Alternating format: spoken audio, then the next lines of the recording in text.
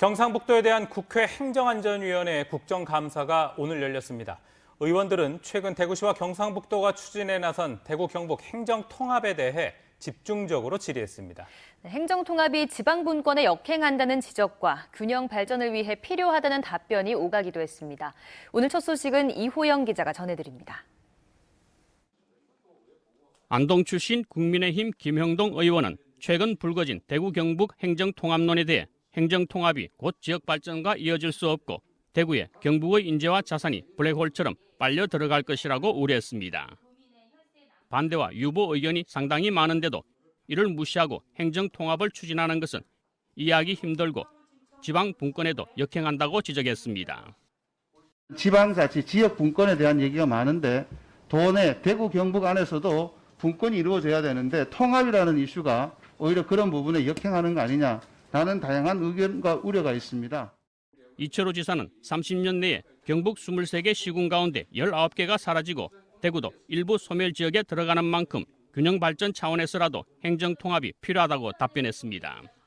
대구 경북 통합을 할 때 행정기관은 안동으로 다 보내는 그런 약속들을 하고 가야 됩니다. 안동 예천 지역은 워싱턴처럼 발전시키고 대구는 뉴욕처럼 하자. 그래서 윈윈을 할 수 있다 이렇게 생각이 듭니다. 행언이 일부 의원들은 행정통합을 해도 경북의 지역 소멸 문제를 해결하기 어렵고 현재 조성 중인 도청 신도시가 무용지물될 가능성이 높다고 지적했습니다. 일부에서는 지금 오히려 행정통합이 경북 지역의 불균형을 심화시킬 우려가 있다는 여론도 상당히 있는 걸로 알고 있습니다. 특히 추진 중인 안동, 예천, 도청 신도시는 무용지물화될 것이다. 그리고 대구로의 인구나 돈으로 쏠리면 이 밖에 대구 경북 통합신공항을 새로운 시대로 나아가는 디딤돌로 만들 것과 농산물 값 하락과 농촌 경제 피폐로 어려움을 겪고 있는 농민들을 위해 농민수당 제정 등 경북의 산적한 난제 해결도 촉구했습니다. MBC 뉴스 이호영입니다. 한국은행 대구 경북 본부와 대구지방국세청에 대한 국회 국정감사도 오늘 대구에서 열렸습니다. 코로나19로 큰 피해를 본 지역 경제 회생 대책에 의원들의 질의가 집중되는 등 여야가 모처럼 한 목소리를 냈습니다. 계속해서 이상원 기자가 보도합니다. 의원들은 코로나19로 큰 피해를 본 대구 지역 경제 회생을 위해 납기 연장, 징수유예 등 국세청에 지속적인 세정 지원을 주문했습니다. 대구 경북 지역은 세정 지원 건수에 비해 금액이 적다며 중소기업과 자영업자 지원을 강화해야 한다고 강조했습니다. 최근에 더 어려워졌는데 정말 세금 때문에 더 죽겠다 이런 하소연을 많이 하세요. 지방국세청 단위에서도 세정 지원 등을 통해서 해소해주고 상담하는 노력도 필요하고 이런 이야기를 중앙에 전달하는 그런 노력도 굉장히 필요하다. 앞으로 현장에 대한 여론을 더 많이 좀 수렴해서 기재부나 아니면 본청에 전달할 수 있도록 그렇게 하겠습니다. 코로나19 긴급재난금 사용 과정에서 부가세를 이유로 카드 결제 때 10% 추가금을 요구하는 행위, 온누리 상품권 비가맹점이 가맹점에 수수료를 주고 상품권을 현금화하는 행위 등 정부의 코로나19 대책 가운데 현장에서 나타나는 문제점도 지적됐습니다. 한국은행 대구 경북 본부 국정감사에서는 대구 경북 지역의 주력 업종인 제조업 생산이 급감하고 있다며 산업구조 개편이 필요하다는 목소리가 많았습니다. 금년 2, 4분기부터 전국 평균보다 한 5에서 7배 감소율이, 특히 대구는 경북도 이제 감소율이 크긴 한데 대구가 경북보다도 2배 이상 큽니다. 감소율이 보니까. 네.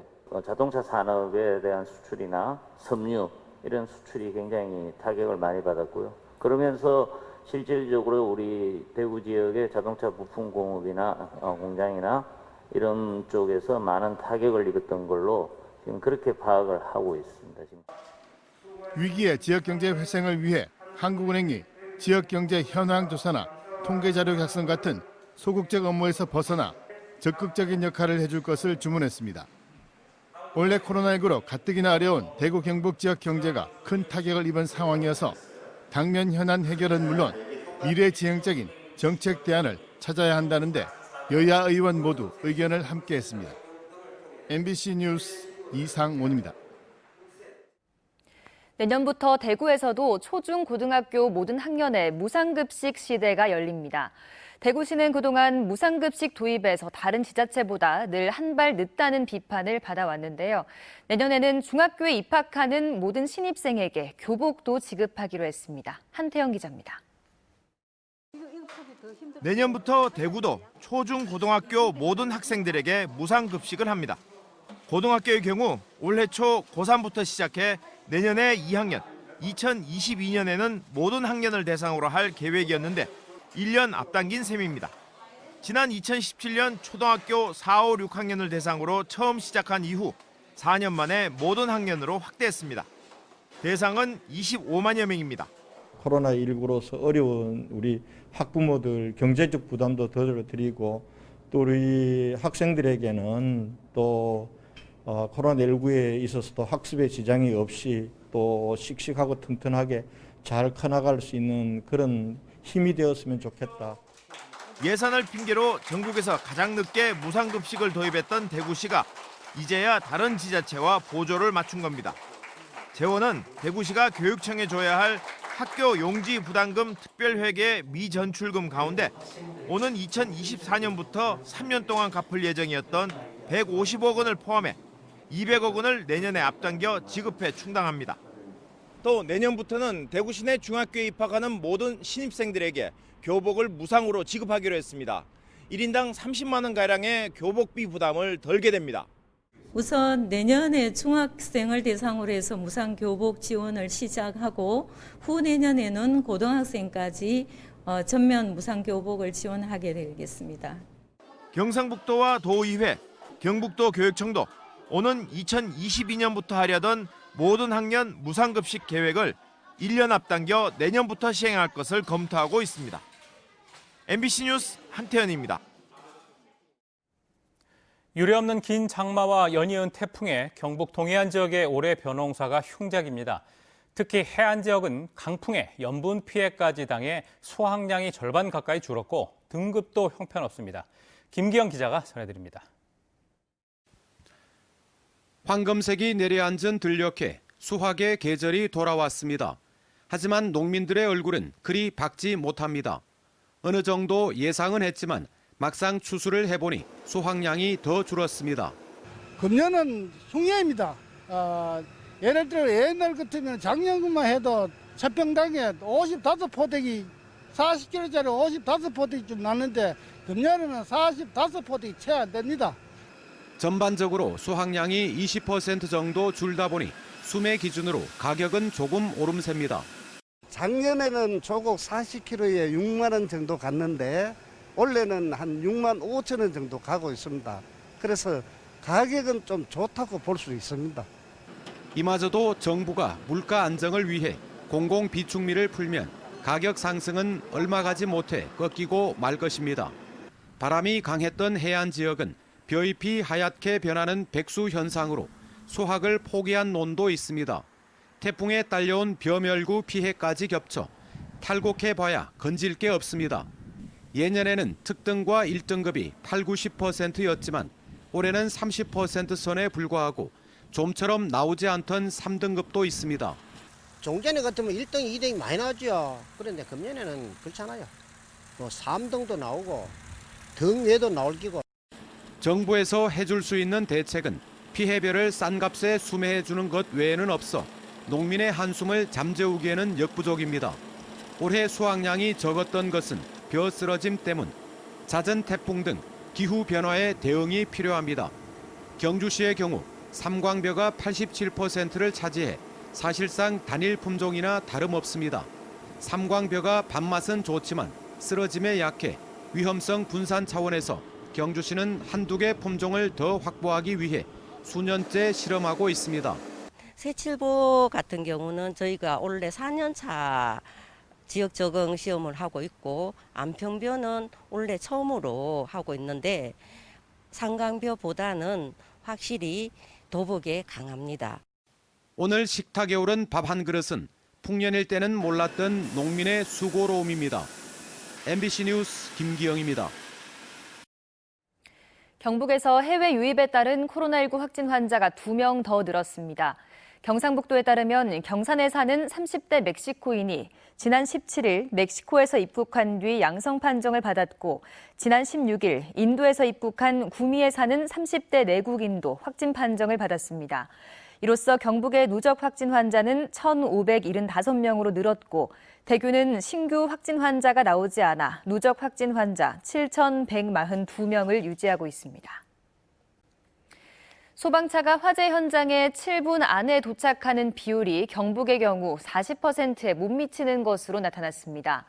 국회 행정안전위원회 소속 더불어민주당 김영배 의원이 소방청에서 받은 자료에 따르면 최근 5년간 경북의 화재 현장 7분 도착률은 39.5%로 5년 연속 전국 꼴찌를 기록했습니다. 임야 화재는 소방차 진입이 어려워 도착까지 3시간 이상 걸린 적도 있는 것으로 나타났습니다. 김 의원은 경북은 관할구역이 넓고 산이 많아 7분 도착률 달성이 쉽지 않지만 재산과 인명피해를 막기 위한 맞춤형 대책을 세워야 한다고 지적했습니다.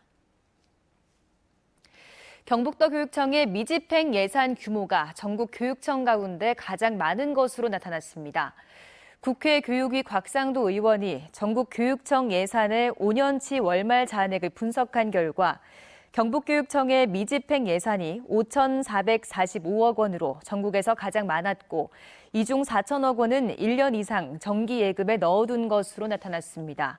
곽 의원은 당해년도 예산을 정기 예금에 넣어둔 건 예산 집행 의지가 아예 없는 것 아니냐고 지적하고 교육재정이 꼭 필요한 곳을 적극 발굴해 집중 투입할 것을 주문했습니다. 60여 년의 역사를 지닌 국내 마지막 성냥 완제품 공장 의성 성광 성냥 공장이 문화체육관광부의 문화재생 사업을 통해 문화관광 명소로 탈바꿈할 전망입니다. 문화체육관광부와 의성구는 내년부터 5년간 178억 원을 들여 근대 산업의 역사를 간직한 성광 성냥 공장을 관람과 체험이 가능한 복합 문화 공간으로 복원, 재생할 계획입니다. 성광 성냥 공장은 전쟁 직후인 1954년 설립돼 70년대 종업원 160명에 이를 정도로 전성기를 누리다가 가스라이터와 중국산 성냥이 들어오면서 2013년부터 가동이 중단됐습니다. 대구 시민단체들이 대구시와 경찰에 집회 시위의 자유를 보장하라고 촉구했습니다. 인권운동연대 등은 대구경찰청 앞에서 기자회견을 열고 사회적 거리 두기가 1단계로 낮아졌는데도 대구시의 집회 금지 행정명령은 8개월 넘게 계속되고 있다면서 그 결과 사회적 소수자의 목소리가 위축되고 있다고 주장했습니다. 이들은 대구시와 경찰이 시민의 권리인 표현의 자유와 집회 시위의 자유를 보장하기 위한 방법을 모색해야 한다고 요구했습니다. 수도권 대학에 진학하기 위해 경북대학교를 떠나는 학생이 해마다 늘고 있습니다. 국민의힘 김병욱 국회의원이 경북대학교로부터 제출받은 국정감사 자료에 따르면 경북대 자퇴생은 2015년 428명에서 2017년 564명, 지난해 795명으로 해마다 증가하고 있습니다. 김 의원은 최근 5년간 한 해 평균 600명 정도가 수도권 대학 진학 등을 위해 경북대를 자퇴한 것으로 나타났는데 이는 부산대, 충남대, 전남대 등 다른 지역 거점 국립대보다 증가폭이 크다며 정부의 재정 지원 확대 못지않게 학생 중심의 학사 제도가 시급하다고 밝혔습니다. 대구지방법원은 노부모와 함께 살던 집에 불을 지르려 한 혐의로 기소된 51살 A씨에게 징역 2년을 선고했습니다. A씨는 지난해 5월 80대 노모가 술을 더 주지 않자 라이터로 집에 불을 지르려 한 혐의로 재판에 넘겨졌습니다. 재판부는 피해자들이 받았을 정신적 고통이 매우 컸을 것이라며 피고인의 문제 해결 의지가 별로 없어 보여 범행이 반복될 우려가 크다고 양형 이유를 설명했습니다.